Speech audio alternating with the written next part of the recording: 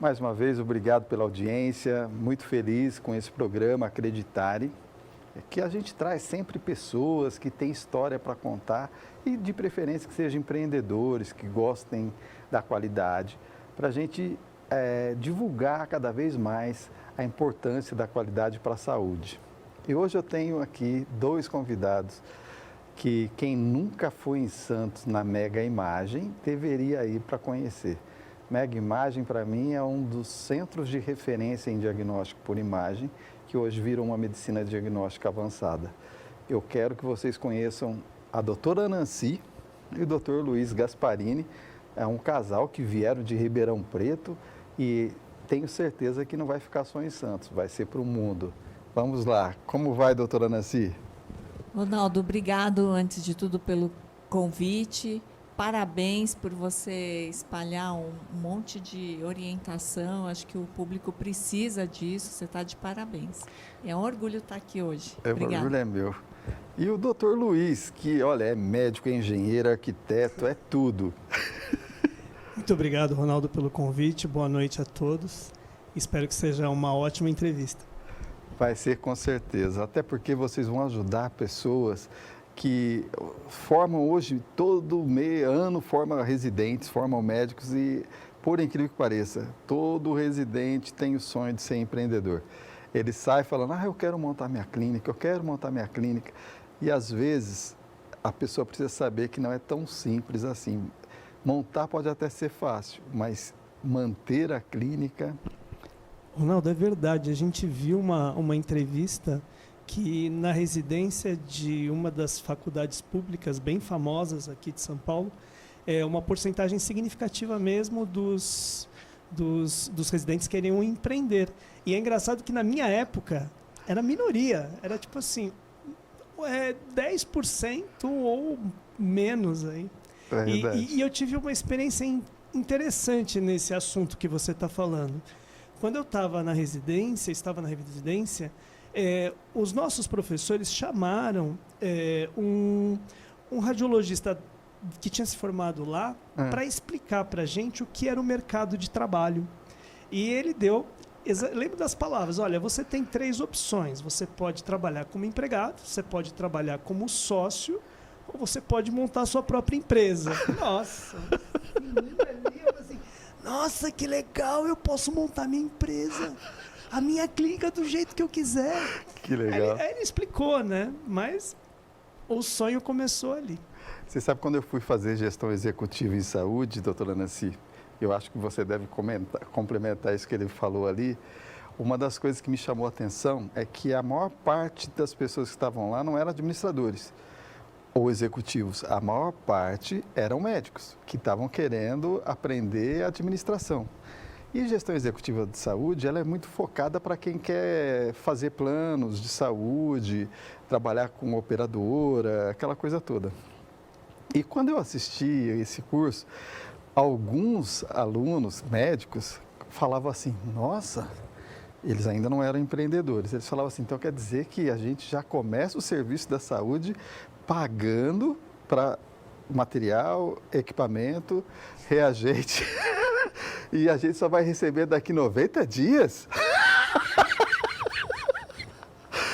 E eu acho que a maior parte dos médicos entram sem saber disso, e aí depois descobrem, né? Ah, é? Foi o que aconteceu, sem dúvida. Foi só um sonho, porque não tinha a menor noção de gestão, né? A gente não tem, na verdade, na universidade, falta isso. Assim, aula de gestão, ou uma noção de imposto, ou uma noção de pessoas, né? Porque, às vezes, a pessoa foca no equipamento e acha que é só pagar mensalidade, mas as pessoas que vão trabalhar com você, elas vão vestir a camisa, elas vão divulgar, até o próprio paciente. Então, não tem essa noção de marketing, não o marketing de vender produto, mas o marketing do cliente gostar do seu serviço e ele servir como porta-voz do seu serviço, sabe? Acho que falta muito, assim, marketing, administração, gestão de pessoas. E se todos tivessem um pouquinho disso, esse sonho ia continuar vivo. Eu tenho muita pena, né? E uma outra coisa que eu vejo também, que me faltou faltou, e vejo que falta, noções de sustentabilidade. Por exemplo, a gente tem que saber negociar, tem que saber valor, preço, porque senão, se a gente vai muito cru, a gente é usado até para dificultar o exercício da profissão. Como é que você vai trabalhar recebendo um valor que é impossível de você poder ter uma sobra para reinvestimento em tecnologia, que a nossa área de imagem, por exemplo, é muito ligado em tecnologia, né? Foi bom você falar isso. Eu, uma vez, fui fazer um trabalho com uma consultoria chamada Coros, e aí, fazendo o trabalho, o contador, que era o responsável pelo projeto, chegou na conclusão: nossa, eu não sei por que o pessoal compra um raio-x, porque o valor que eles recebem não paga esse aparelho em 30 anos. Verdadeiro. Pois é, e aquilo me assustou, foi a primeira vez que eu tive um susto com a imagem. E aí depois foram nascendo outros exames que a gente sabe que você hoje, por exemplo, ultrassom, cada dia que passa eu acho que é um exame super mal reconhecido. Essa seria a melhor palavra. A verdade é que existe um limite para a eficiência. Quando esse limite ele chega ao fim, você começa a ter um exame que fica insuficiente para tornar o serviço sustentável. Então, você acaba tendo o raio-x porque ele é importante como um todo para a clínica, mas ele leva a clínica para baixo. Cada exame que se faz é uma margem negativa que você acaba trazendo para a empresa nos valores atuais. E daí vem a importância da educação, vem a importância, na minha opinião, dos órgãos de classe. Por exemplo, o CBR tem um comitê de defesa profissional que atua em reuniões da ANS, em reuniões de saúde, para ajudar a corrigir essas distorções, né? E Ana, são exames necessários. são né? necessários. E são exames que, se você começar a baixar muito o valor, afeta a qualidade. Afeta a qualidade, né? Esse que é o risco. Eu né? acho que é engraçado que aí o médico começa a brigar com o serviço que prestou, com quem prestou o serviço. Ah, mas você me mandou o laudo em papel. Mas é porque não sabe o preço do filme. Se ele soubesse o preço do filme, talvez ele não fizesse esse comentário, porque na verdade o filme hoje está cada vez tirando mais a margem do negócio, né? Mas eu sei que vocês, para ressonância, que é o pulo do gato da Mega Imagem, a gente vai entrar nesse assunto, mas eu queria antes que a Nancy complementasse uma coisa que eu achei fantástico quando você falou de pessoas. Como eu sou administrador de empresa, eu acho que as pessoas formadas nas outras áreas não têm a noção da responsabilidade técnica que é um laudo, que o médico tem. Então, talvez formar pessoas para a área de saúde seja difícil exatamente porque você tem que impor para ela essa importância que muitos não aprendem na faculdade, o quanto o laudo pode salvar uma vida, né? Eu acho que o problema é que a gente sabe que a educação no Brasil ela tem deficiências, né? E quando você se propõe a ser empresário, você precisa colocar como um dos seus objetivos desenvolver pessoas. Não adianta só você fazer curso, não adianta você comprar o melhor equipamento, você precisa pegar na mão e desenvolver pessoas. Eu não vou falar que 100%, mas 80% das pessoas com certeza estão esperando uma oportunidade. São pessoas humildes, com garra, e que se você der uma chance, se você der oportunidade, você vai desenvolver pessoas, elas vão abraçar a sua segurança, a sua qualidade, e realmente a empresa vai para frente. E isso vai te ajudar no laudo, porque ela vai começar a pedir exames anteriores para você comparar. Ela vai ver se ela, por exemplo, a paciente acabou de fazer uma mamografia, se um outro médico pede uma mamografia, ela vai falar assim, olha, não precisa fazer a mamografia, o doutor vai ver a sua mamografia se precisa repetir, então, para não ter radiação, por exemplo. Então, eu acho muito bonito essa preocupação, vamos dizer assim, que ela trata o paciente como se fosse a mãe mesmo, né? A mãe, a irmã que está fazendo exame. E a gente vê que quando uma pessoa entra e como a pessoa está hoje, depois de 1, 2 anos, você fica muito satisfeito, porque tem empresa, não é só uma questão financeira mesmo, é uma questão de você ter um propósito. E é muito bonito desenvolver pessoas. E você ajuda uma comunidade, porque você dá um laudo com segurança, qualidade.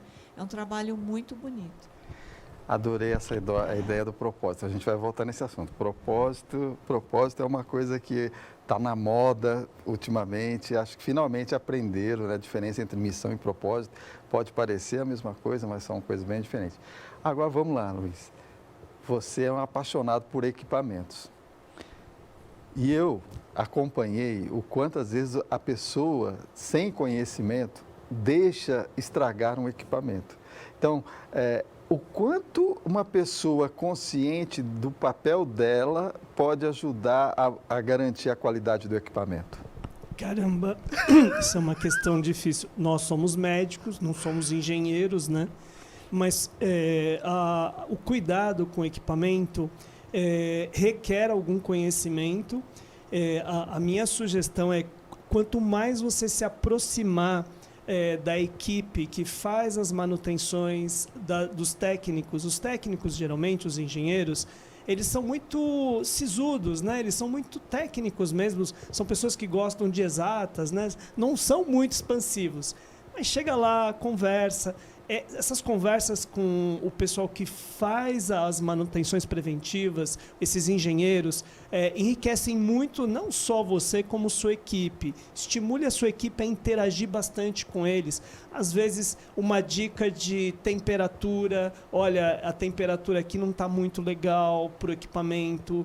Com essa temperatura, seu equipamento degrada mais. Olha, vale a pena manter esse ar-condicionado ligado durante a noite, porque a temperatura aqui no verão vai agredir as placas do equipamento.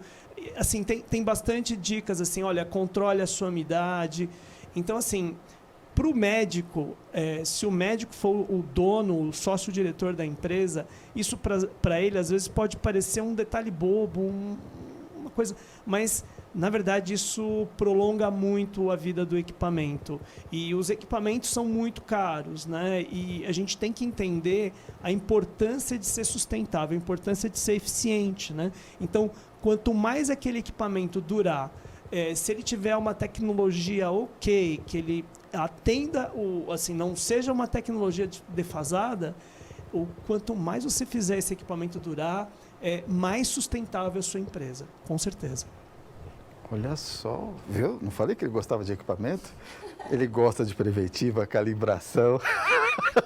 E humanização também, né? Porque às vezes os engenheiros, eles são sisudos, porque a gente não vai lá conversar com ele. Vai lá, leva um cafezinho, convida ele para almoçar, chama a equipe junto para bater um papo, pergunta sobre ele, filhos. Divide com ele também a agonia dos pacientes, isso. Né? Sim. Eu acho que é importante você humanizar. Se o cara é técnico, ele tem chance de desenvolver o lado humano. Legal. E aí eu acho que a equipe, assim, ela pensando nisso já quando o cara chega, ela já vai pensando em estratégias para se aproximar, é muito positivo. Porque o médico, ele tende a ficar só trabalhando dentro do consultório ali, e ele tem que abrir a cabeça. Se vem o técnico, ou ele ou alguém da equipe, precisa parar o que está fazendo e se dedicar um tempinho a aprender alguma coisa do equipamento. Um exemplo, né? Imagina o equipamento parado, pacientes aguardando, pacientes estressados, pacientes com câncer, às vezes fazendo um controle ali, naquela agonia. Aí o técnico chega, está fazendo o serviço dele, olha no relógio, deu o meu horário de almoço. Então, assim, tem que ter uma proximidade, tem que conversar, tem que explicar para ele a situação. Assim, claro, ninguém vai obrigar ninguém, mas é muito difícil a pessoa não se sensibilizar, né? É uma questão de conversar, mas tem que chegar, né? Tem que conversar. Pessoal, vocês viram, não saia daí, a gente vai fazer o intervalo, porque atingimos os nossos primeiros 15 minutos e a gente já volta. Vocês viram que os dois, não é só marido e mulher não, os dois, além de empreendedores, pensam iguais. Até mais.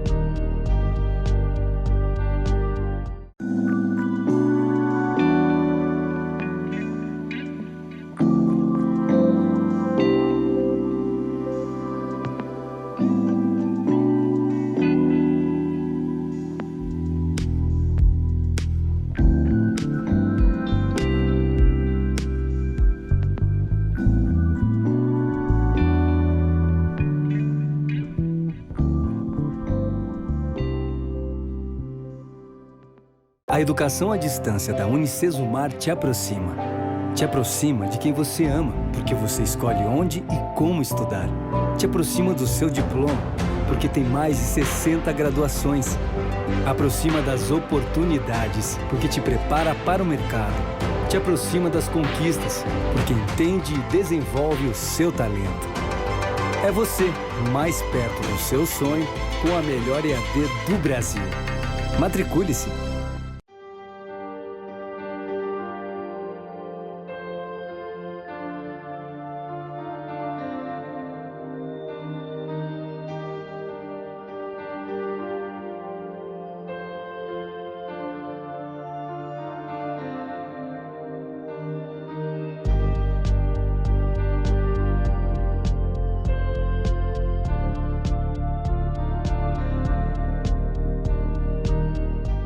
De volta hoje com a doutora Nancy, doutor Luiz Gasparini, um casal empreendedores de sucesso da empresa Mega Imagem. Doutora Nancy, vou aproveitar, vou retomar com você, que eu achei fantástico. Você falou uma coisa, humanização. Humanização, esses dias a gente fez uma pesquisa e nós disparamos para algumas pessoas o que significava humanização. E algumas respostas me assustaram, né? Isso era para funcionário, não é para... se você entende por humanização, aí a pessoa pegar os dados da pessoa corretamente, cadastrar rapidamente o exame dela. Aquilo para mim foi uma surpresa, porque eu percebi que falta uma compreensão da palavra humanização. Dá um toque para a gente aí. Eu acho que com essa automatização de processo, com essa robotização, gente, muita coisa vai mudar em pouco tempo. O que não vai mudar, pelo menos a médio prazo, é você essencialmente ser um ser humano com empatia, com análise crítica, com se colocar nos pés do outro, você ter acolhimento. Então, se as pessoas têm receio de automatização, de drones, etc., olha, gente, humanização é uma coisa que o robô ainda não substitui. Então, vamos investir nesse lado acolhedor, se colocar no lugar do próximo, mesmo em outras áreas, qualquer área, né, Ronaldo? Interação humana, né? Interação humana. Eu acho que a gente tem essa oportunidade na saúde, coisa que é rara, porque a gente fala muito da humanização, mas a pessoa pensa humanização uma coisa muito longe, e ela é muito fácil. Por exemplo, entrou numa ressonância que tem que manter uma temperatura baixa por causa do equipamento. É preparar o paciente para esse choque que vai ter ali, térmico de temperatura, explicar para o paciente a importância daquela temperatura, de preferência tentar, né, um lençol, alguma coisa que faça. Cobertor, né? Oferecer um cobertor, né? Ou um familiar que possa ficar ali encostando a mão no paciente para ele poder sentir que tem alguém olhando, cuidando dele. Muitas vezes, até as nossas colaboradoras, elas entram e elas ficam com a mãozinha assim, em alguma parte que o paciente sinta que ele está sendo tocado e ele consegue fazer o exame sem anestesia. Então, assim, isso é a humanização, da sabe? temperatura, por exemplo. Não basta ter o cobertor, né? Se quem está trabalhando ali naquela loucura do dia a dia já está acostumado com a temperatura, não se colocar no lugar do outro, não vai colocar o cobertor, não vai nem oferecer, né? Que é uma coisa que a gente aprendia lá no básico, né? Por exemplo, se você está com a mão gelada, esquenta um pouquinho antes de colocar no outro. Então, são coisinhas simples que eu vejo, parece difícil hoje quando você fala, mas humanização é resgatar coisas que a gente deixou de fazer, né? Acho que a pandemia também ajudou um pouco isso agora, né? A gente, há quanto tempo não olhava mais as pessoas nos olhos, né? Agora não tem como não olhar, porque a máscara já atrapalha. Então, forçou a gente resgatar esse lado tão importante, tentar prever algumas coisas. Mas voltando, outra coisa que você falou, Luiz, que eu achei fantástico, para mim, esse negócio de sustentabilidade é outra palavra bonita, mas que às vezes a pessoa complica nas explicações. Economista, então, tenta deixar essa palavra um palavrão. Fala para a gente, de uma maneira simples, o que é sustentabilidade para a Mega Imagem. É poder manter o que a gente tem de qualidade no futuro. Para isso, a gente tem que ter, de um lado, busca incessante por eficiência. E, gente, qualquer consultoria ou qualquer situação que você pare para olhar um processo, geralmente você consegue melhorar ali um pouquinho. Assim, sempre dá para melhorar. É muito difícil você ter um processo assim que não tem nada para fazer. Ainda mais na área de saúde, que a gente tem muitas etapas, né? Então, às vezes, dá para você pular uma etapa, dá para você deixar uma coisa mais próxima da outra para ter menos desperdício de trajeto. Ou, às vezes, você consegue uma coisa mais econômica, uma solução mais barata. Sempre tem. Isso é um lado da sustentabilidade que eu enxergo. Então, as empresas têm a obrigação de ser eficientes, né? Não só de ser eficientes, mas de buscar a eficiência, né? Porque isso faz com que a empresa tenha uma longevidade maior com aquilo que está recebendo. E o outro lado, que eu acho muito importante os gestores de clínica, os sócios diretores entenderem, mesmo que sua empresa seja pequena, sua clínica seja pequena, é que você tem que ter uma reposição inflacionária. E você tem que pedir isso, porque isso não vai vir de graça.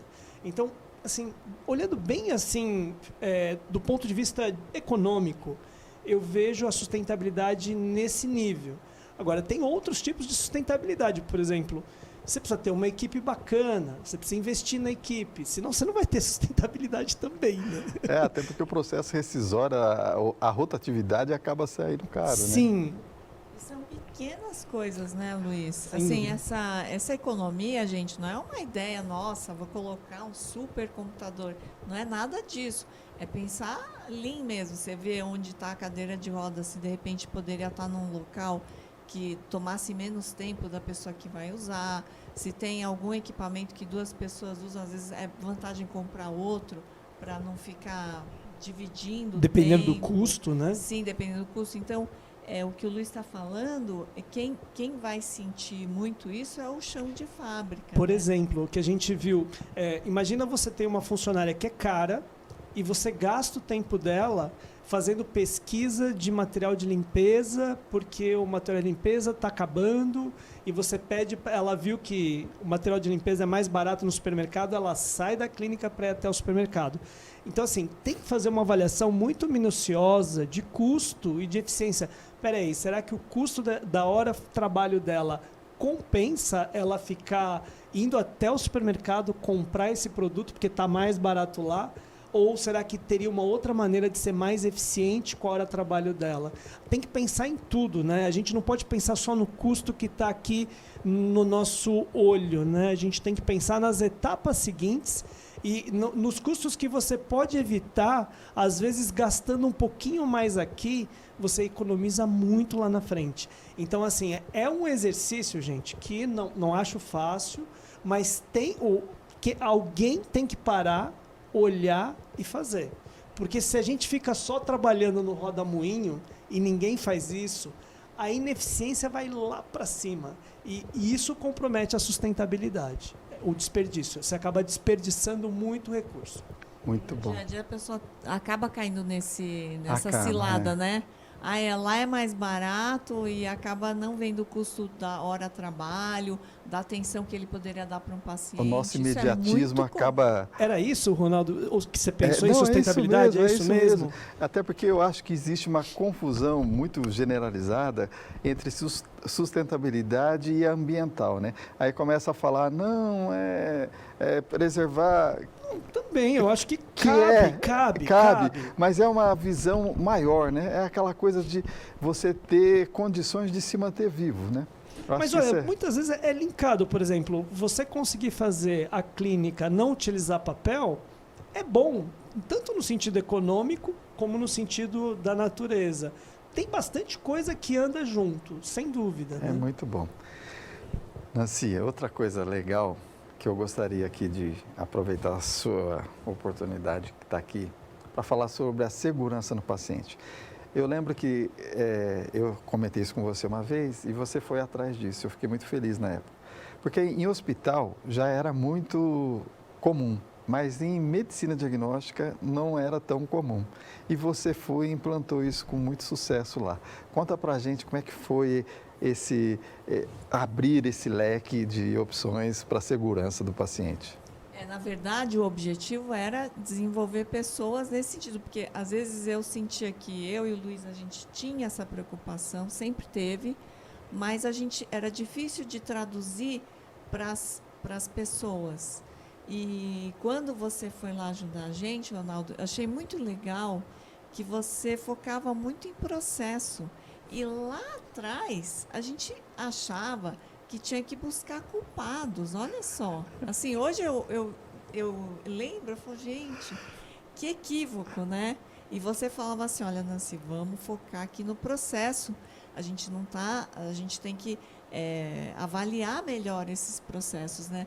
E, assim, esses cursos, embora no início eles focavam muito em hospitais, agora a gente vê que nas clínicas, graças a Deus, está sendo mais disseminado, mas, assim, eu achei, assim, eu lembro muito você falando que era para focar em processo.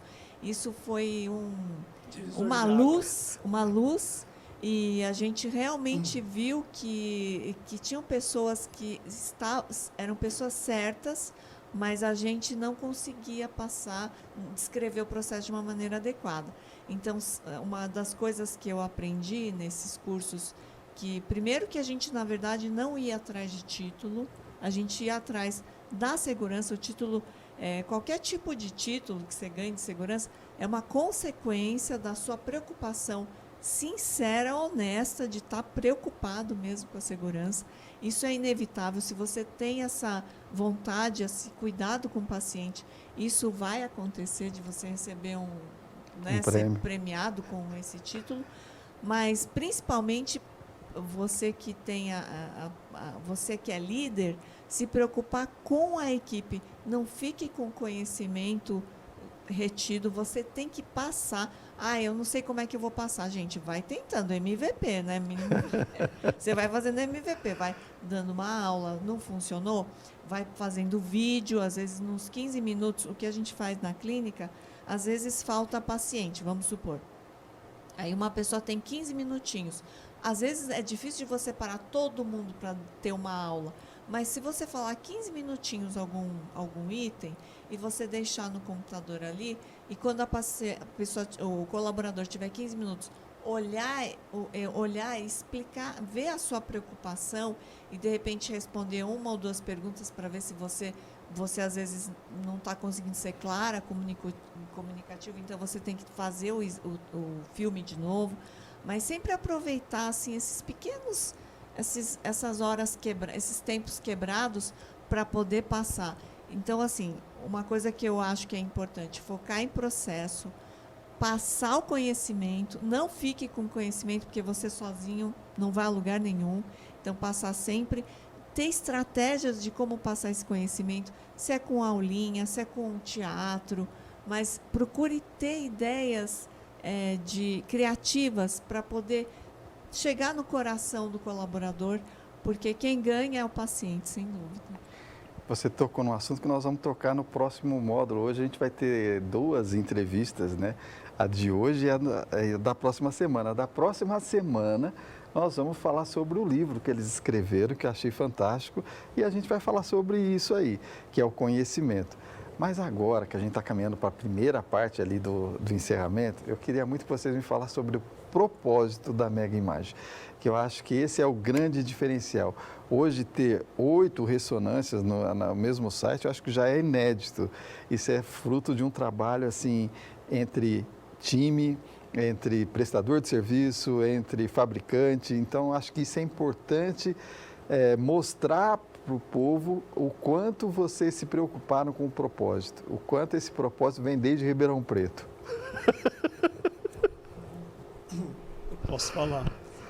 Quando acendeu aquela luzinha, olha, você pode ter sua própria empresa, a ideia que veio é fazer uma empresa, uma clínica que pudesse atender os pacientes da melhor maneira possível, da maneira mais acolhedora possível. E isso se traduz na nossa missão, que é basicamente isso, atender os pacientes como se fosse alguém que a gente ama ou alguém da família. Então, é esse propósitozinho que a gente tem, né? Muito bacana. De poder dar o melhor da gente para o paciente, para beneficiá-lo na saúde. E a gente tem também, além desse acolhimento, que é um propósito, que a gente não precisa estar lá. Eu acho que nesses últimos anos, eu e Luiz, a gente consegue tirar férias, ninguém liga mais para a gente, porque eles trabalham com autonomia. Então, esse propósito de acolhimento do paciente já está dentro de cada colaborador. Então, o que a gente desenvolveu foi a autonomia. Então, quando você divide esse propósito de acolhimento, de desenvolver pessoas, porque a gente tem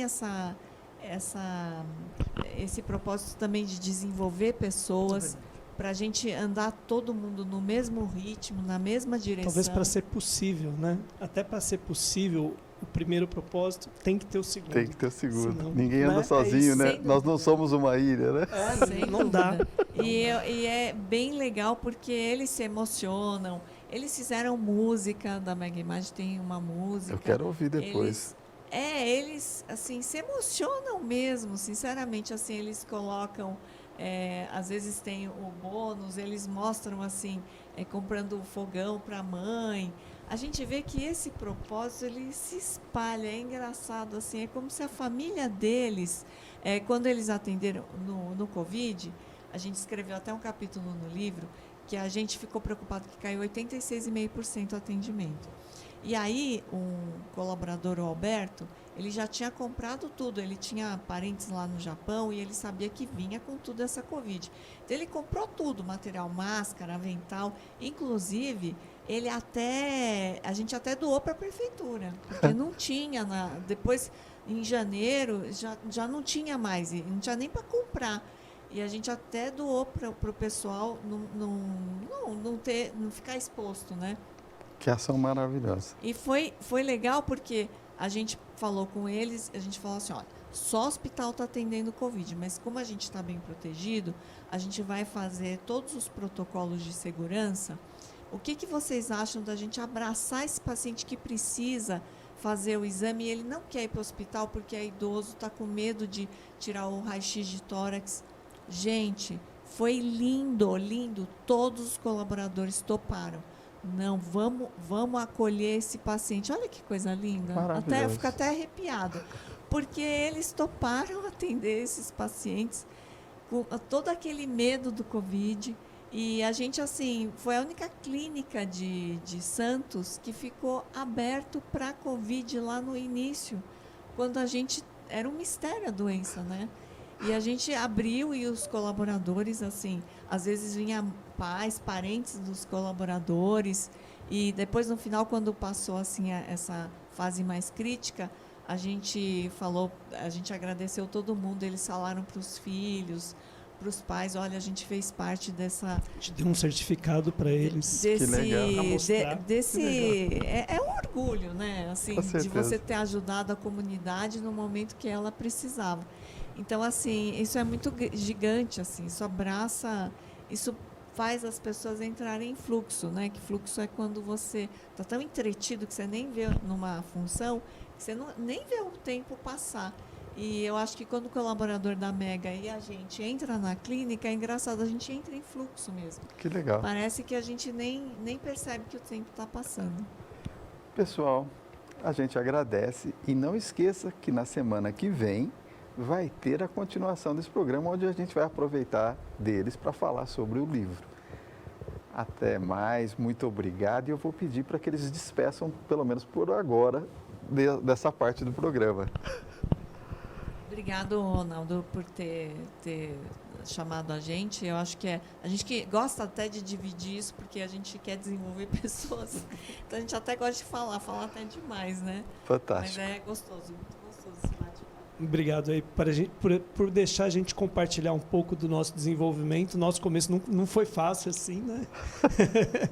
A gente agradece e é um prazer poder fazer isso. Até mais, pessoal.